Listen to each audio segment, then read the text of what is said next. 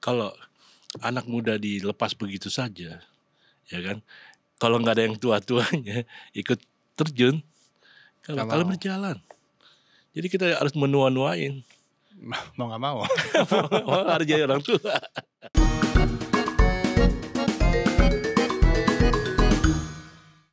Merdeka. Hari ini podcast Nusantara ingin membahas keseruan atau serunya budaya Betawi. Dan bersama dengan kita Bang Lukman Hakim, pendiri dari Yayasan Karya Seni Betawi. Assalamualaikum Bang. Waalaikumsalam warahmatullahi wabarakatuh. Terima kasih sudah datang di podcast. Ini berarti Bang Lukman asli orang Betawi? Asli. Saya kelahiran Jakarta, tempatnya di Kebayoran Lama. Wih, Istri saya orang Lebak Bulus asli. kalau nggak salah Betawi itu ada beberapa jenis gitu ya? Ada nggak sih Betawi ini, Betawi itu? Betawi itu ya mungkin beda-beda logatnya gitu ya. Ya kayak ada Mungkin bahasanya Betawi yang di pelabuhan gitu kan, kalau nggak salah ya. Pinggiran gitu ya. Kayak Tangerang, kayak Parung, daerah Sawangan. Iya kan, beda-beda kan? Beda-beda itu kayak bahasa-bahasanya. Kalau abang kan Iya. kenapa?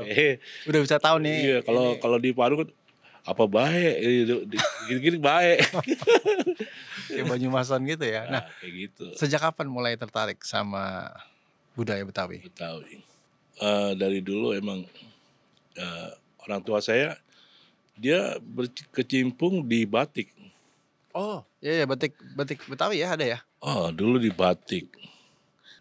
Saya lahir tahun 9 itu lagi booming-boomingnya itu. Kelahiran saya pas hari batik 2 Oktober. Ya. Emang dari kecil saya punya ada jiwa seni gitu.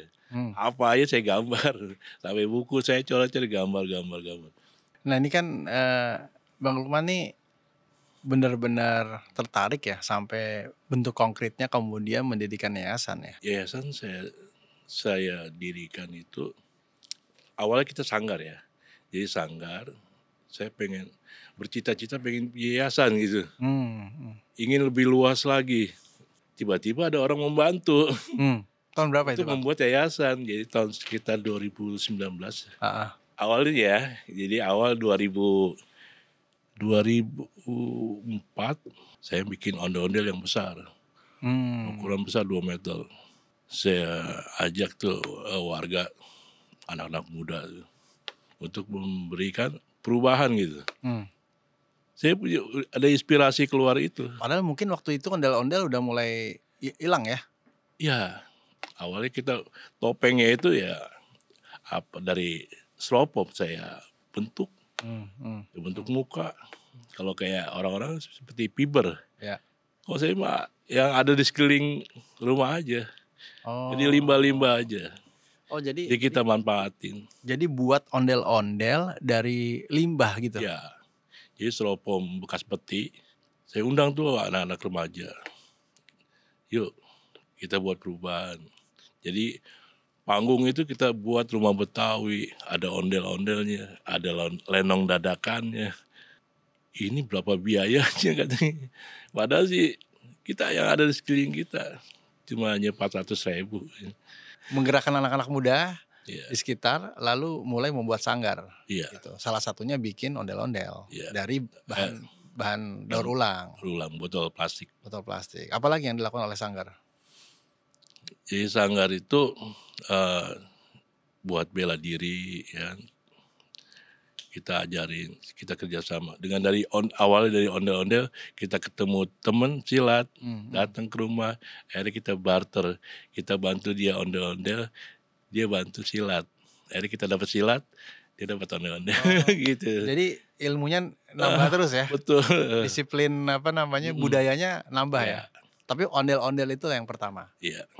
Jadi pintu masuk ya. Iya. Ini konsepnya apa ya sebenarnya kalau bicara soal ondel-ondel kan sampai hari ini kita sering lihat ya anak-anak keliling. Dulu sih masih pakai peralatan tradisional, sekarang sih udah pakai digital ya, diputer gitu sambil jalan ya. Kalau dulu alat musiknya masih muter, tanjudur dan segala macam gitu ya. Kalau seperti musik begitu saya kurang setuju ya. Seakan-akan kelihatannya ngamen ya. Jadi Oh kayak iya. kayak ngamen Ya, ya, gitu. ya. Jadi saya, banyak sih orang yang lapor sama saya kan, "Bang gimana nih bang?" Ya udahlah. Semua itu pasti ada sebab ada akibat. Hmm. Jadi itu udahlah, namanya perut kan repot ya. Ya, ya. Kurang enak juga dilihatnya. Ajan-ajan masih wah ngamen aja gitu ya. Lu inget dong waktu itu denger nggak ajan ya. Ya. Berhenti sholat dah. Sejarah atau budaya ondel-ondel bisa cerita dikit nggak Bang? Kalau yang saya baca ya, saya lihat. Tapi kalau masalah pendapat itu banyak banget Versinya. versinya. Banyak yang seperti kayak Tangsel, kayak Bekasi, Itu beda-beda. beda-beda. Coba contohnya gimana? Ya misalnya nih, ada orang menerbangkan muka ondel-ondel yang laki merah. Ya, Merahnya merah ya. dari gula merah gitu. Yang Ya. ceweknya putih. Mm-mm. Putihnya dilambangkan dari kelapa. Mm-mm. Pohon kelapa itu kan ada kembang kelapa itu, diambil dari itu kembang kelapa itu. Dan jumlahnya juga sejumlah 145 kalau nggak salah. Artinya? Yaitu melambangkan 1945 kemerdekaan. Oh, oke. Tapi kenapa kemudian keliling dari rumah ke rumah gitu ya? Selain memang ngamen ya, tapi apa fungsinya dibuat sebesar itu lalu keliling-keliling gitu? Emang dulu udah ada sejak dari zaman Belanda ya, udah ada itu, maksudnya untuk apa, mengusir roh-roh jahat. Jadi kita ada kayak semacam selamatan. Jadi kita nih kamu kena wabah mulu, wabah penyakit, ya kan? Ya orang di situ pada tahlilan tuh, ya tahlil. Setelah tahlil udah kayak arak-arakan itu rame-rame. Tapi dulu mah lebih serem dari sekarang. Oh, jadi Ada calingnya, ada apa? Simbol untuk menolak atau mengusir roh jahat. Mengusir roh-roh jahat. Oh, makanya datang ke rumah-rumah gitu ya. Jadi muter-muter kampung tuh. Ya. Bang, siapa tokoh Betawi yang Bang Lukman kagumi? Bunyamin Sueb. Oh, kenapa begitu? Ya, saya suka dibilang orang serba bisa gitu, seni, bisa film, bisa nyanyi. Itu diajarkan juga di sanggar kah? Yang sanggar ini baru silat, ya silat, terus keterampilan, cara pembuatan ondel-ondel. Saya mengajar dari TK, SD, SMP, SMA sampai pesantren. Cara bikin ondel-ondel. Cara pembuatan ondel-ondel. Yayasan Karya Seni Betawi ini. Ya, kadang saya dipanggil, kadang dia datang ke rumah. Jadi kita sebagai jadi workshop. Ya. Berarti berapa banyak anggota atau komunitas yang bergabung di sana? Kita membantu sanggar-sanggar. Jadi sanggar kayak di Tangsel, kayak di daerah Kebayoran Lama, kayak di Lebak Bulus, saya bantu dalam segi keuangan ya. Pasti kebanyakan ya kegiatan itu kalau tanpa keuangan kita nggak bisa berjalan. Ya akhirnya kita temukan jalan gimana untuk mendapatkan income. Akhirnya dia belajar untuk cara membuat ondel-ondel dan menghasilkan uang. Oh, jadi salah satu yang menarik dari yayasan adalah mengajarkan cara membuat atau cara menggerakkan komunitas lewat pembuatan ondel-ondel. Ya. Jadi mereka harus bikin ondel-ondelnya sendiri di masing-masing sanggar. Ya. Meyakinkan sanggar bahwasanya ini jangan kita apa-apa gitu, kita ketakutan kagak laku aja gitu. Orang bingung nanti siapa yang mau beli gitu. Loh, emang ini diperjualbelikan juga ondel-ondelnya? Yang souvenir. Yang dari dahulu lah gitu. Berarti ada dua jenis ondel-ondel, ada yang besar yang 2 meter tadi. 2 meter. Ada yang ondel-ondel kecil. Yang daur ulang. Yang 2 meter juga ada yang mesen juga. Kayak sekolah-sekolah. kayak kantor. Berapa harganya Bang kalau dijual? Kalau yang 2,5 meter itu sepasang itu sekitar 5 jutaan. Oke, sepasang. Sepasang. Kalau yang mini, yang kecil? Yang mini yang kecil souvenir itu Ya.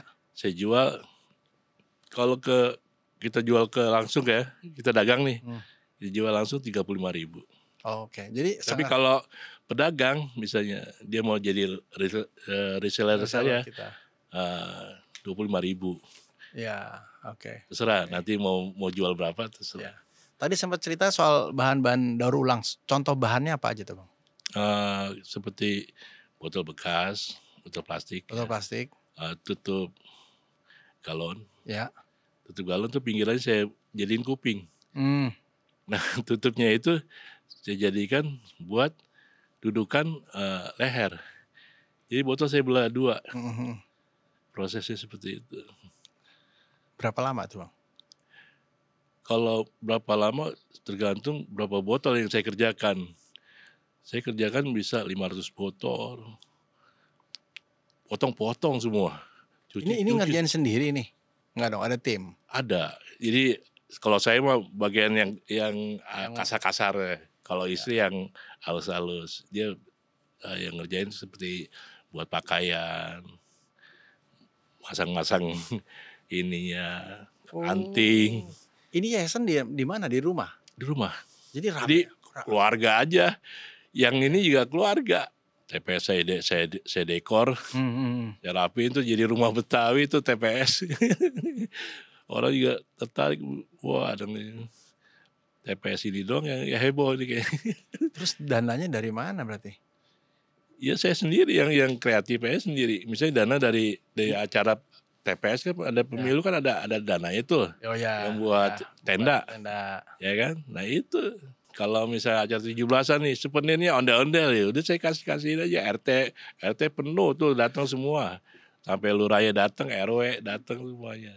Kayaknya asik banget ya ngomongin budaya tapi dalam bentuk yang lebih hari ini lewat komunitas gitu ya. Jadi itu urusan pelatihan belajar bikin ondel-ondel itu nggak ada biaya sama sekali. Banyak dong berarti yang datang. Banyak. Karena dari orang-orang yang nganggur, tapi dia ada jiwa seni. Gitu. Ada jiwa seni. Yang penting dia bisa gambar aja. Terus kan modalnya. Kalau orang bisnis nih ya, itu ada biaya satu. Kedua model atau hak patennya, apalagi kalau udah pakai daur ulang tuh kan pasti akan punya keunikan sendiri ya. Itu nggak didaftarkan ke Haki, terserah mau dipakai boleh idenya gitu, sok-sok aja gitu.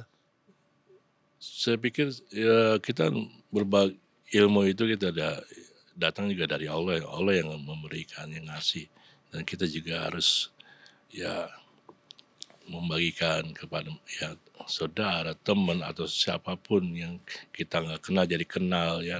Alhamdulillah kita dengan silaturahmi seperti itu kita makin luas gitu. Banyak teman ya. Iya. Jadi kita dapat rezeki, kita kembaliin lagi ke orang lain yang membutuhkan, seperti teman sakit, saudara sakit, atau siapapun yang kita bantu. Ya. Kerjasama sama siapa aja Bang sekarang yang udah terjadi?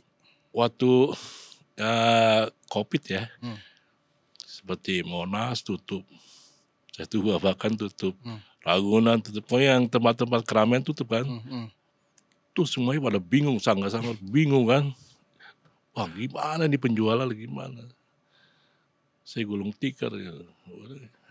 Saya cuma tenang aja udah. Akhirnya produksi mah tetap produksi.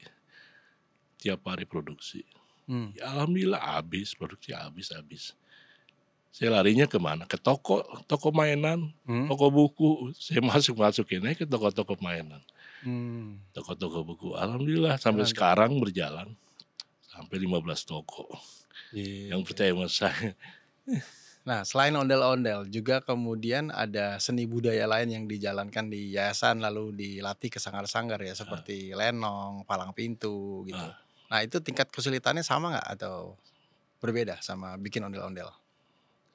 Kalau lenong, palang pintu, jadi kita sebagai support, sebagai orang tua, memberikan semangat sama yang muda. lu jangan main silat aja, tapi punya ada. Nanti lu bakalan jadi palang pintu, jadi lenong. Akhirnya dia berminat. Oke dah saya main silat, jadi ikut silat. Seperti adik saya ini, awalnya nggak bisa silat karena dia punya ambisi pengen ada keterampilan sambil olahraga ya. Ya alhamdulillah dia bisa main lenong, bisa main palang pintu, terus bisa tampil mana aja, gendang pencak atau apa. Ya. Ya alhamdulillah. Ya. Ada contoh tentang palang pintu atau lenong itu bagian apa yang diambil gitu Bang? Palang pintu itu misalnya besan nih, orang laki mau ngelamar ke tempat perempuan. Jangan sembarang main nyelonong aja masuk. Ya ini ada yang jagain nih. Ya, ibaratnya dia bawa centeng, kita bawa ada centeng juga ya. Jadi centeng sama centeng tuh. Itu yang dilatih di sanggar gitu. Jadi itu ada permainan di situ, bela diri di situ, ya sambil guyon gitu dalam arti dalam pantun, pantun. Nah kalau lenong ada pantun. cuplikan atau? Kalau lenong itu seperti cerita rakyat gitu, cerita sehari-hari diangkat di seperti kayak sandiwara gitu. Teater gitu ya. Teater, tapi bebas, jadi kayak dibebasin kayak mau bicara apa, tapi tujuannya ini gitu. Jadi boleh berimprovisasi. Betul. Cara dadakan, pokoknya benang merah seperti ini, itu jadi gini. Skripnya segini. Nah, jadi ada tahap-tahapnya gitu. Berarti banyak juga ya perusahaan-perusahaan di Jakarta yang mau mendukung budaya Betawi itu kerjasama dengan Yayasan Abang ya? Kalau saya kan orangnya nggak pernah minta-minta, apa adanya aja. Ya. Ibaratnya ada bantuan, alhamdulillah kita terima kan gitu. Kecuali ada teman gitu, misalnya mau bantu, ya udah sini saya bantu gitu. Nah itu kan jalan Allah, itu Allah ngasih jalan gitu. Ya. Tapi kalau kita mau konyol, kita kenal juga kagak, bingung kan gitu. Mau ngomong apa ini ya. Jadi ngomongnya bingung. Bang tadi tertarik ya ketika kemudian anak-anak muda nih ya, bergabung di yayasan, di sanggar untuk meneruskan budaya Betawi. Itu sulit gak sih dorong mereka? Dan sekarang kan kita punya banyak tantangan nih tentang budaya-budaya dari luar gitu. Nah bagaimana pandangan Bang Lukman juga terkait itu? Ya kadang kita pesan juga, kalau bukan kita siapa lagi? Ya, kita sebagai orang asli Jakarta ya harus mendukung, siap. Ya. Apapun yang terjadi kita berbuat sesuatu aja deh. Dan sekarang anak-anak itu mau gitu? Ya alhamdulillah, jadi ada regenerasi lagi, ya seperti ada lanjutan lagi kita ajarin. Nanti kita ya sebagai yang tua nih, ya kita ya kalau anak muda dilepas begitu saja, ya kan, kalau nggak ada yang tua-tuanya ikut terjun, kalau berjalan, jadi kita harus menua-nuain. Mau nggak mau. Harus jadi orang tua. Iya, gitu. Apalagi anak-anak kita ini masih budaya timur, jadi dia masih nyontoh ya dari orang tua, dan orang tua ngelakuin dia ikut lakuin ya. Saya arahkan yang positif gitu. Lu harus kreatif. Nanti kalau udah dibiasakan kreatif dari kecil, dewasanya nggak bingung. Mandiri juga. Mandiri. Nanti setelah lulus sekolah udah bagian dari masyarakat. Iya. Dan anak-anak ini kan datang dari sanggar yang berbeda-beda ya. Itu terus jalin silaturahmi, jadi kerjasama, bikin ada pertemuan. Dalam sebulan sekali kita ada pertemuan. Kita harus bisa bagi-bagi waktu. Kita masih kerja kan. Jadi sanggar-sanggar Tangsel kan juga banyak kan. Cuma kita nggak mau sebutinnya banyak. Salah satunya Pibanaji. Ya, gitu. Jadi siapa yang mau belajar tentang ondel-ondel ya kita siap, welcome. Ya jadi jaringannya nggak berhenti cuma dari belajar ondel-ondel, tapi setelah itu malah berjejaring, kegiatan-kegiatan bareng-bareng. Ya. Ada kerjasama dengan Pemda, semua ikutan turun gitu ya? Kalau di wilayah saya masuk UMKM, Ya. di kecamatan, udah tingkat wali kota, sampai kita mau diajukan ke tingkat nasional lagi. Kita sebagai UMKM nih unggulan ondel-ondel. Lebak Bulus. Kelurahan Lebak Bulus itu udah ada UMKM yang menonjol itu ya saya ondel-ondel. Di sana? Iya, setiap ada lomba apa gitu ya tentang kelurahan, kecamatan, wali kota, kita yang dilibatin. Bang Lukman, terakhir ya, apa yang jadi tantangan menurut Bang Lukman sebagai aktivis budaya dan lain-lain ini melihat beberapa tahun ke depan ya? Apa yang jadi tantangan buat yayasan, buat Sanggar dalam menghadapi era yang akan datang? Ya, tantangan buat membesarkan Sanggar yayasan ini ya emang berat ya. Ya terutama ya kita emang harus terutama itu ya mencari dana karena kita tanpa dana itu juga nggak bisa cepat seperti yayasan seperti yang lain gitu yang sudah berjalan. Walaupun apa adanya ya udah begini aja udah biarin. Walaupun kita udah SK-nya udah ada semua yang lengkap ya itu ya kita alhamdulillah aja dah. Kita syukurin aja deh hal yang kecil dulu. Betul. Ya kan? Betul. Nanti suatu saat kita mendapat yang besar, nah kita berusaha lah untuk Amin. Gimana cara kita lebih tajam lagi ke bawah. Ya. Bang Lukman, terima kasih banyak nih udah berbagi, udah share sama kita tentang gerakan-gerakan yang mendukung ya budaya, khususnya budaya Betawi. Ngomong-ngomong itu ijo-ijo kenapa Bang? Apa itu identitas ya Bang? Ya, ijo itu Jakarta Selatan. Oh gitu. Jadi ini Jakarta Selatan ijo. Jadi Jabodetabek punya warna yang beda-beda? Beda-beda. Jadi kalau ada yang... Ada yang merah, ada yang... saya sering lihat yang merah tuh. Merah itu kayak pusat ya kalau nggak salah. Jakarta Pusat. Jadi masing-masing komunitas orang Betawi ditandai dengan warna. Itu saya tahunya pada saat Lebaran Betawi. Kumpul di Monas.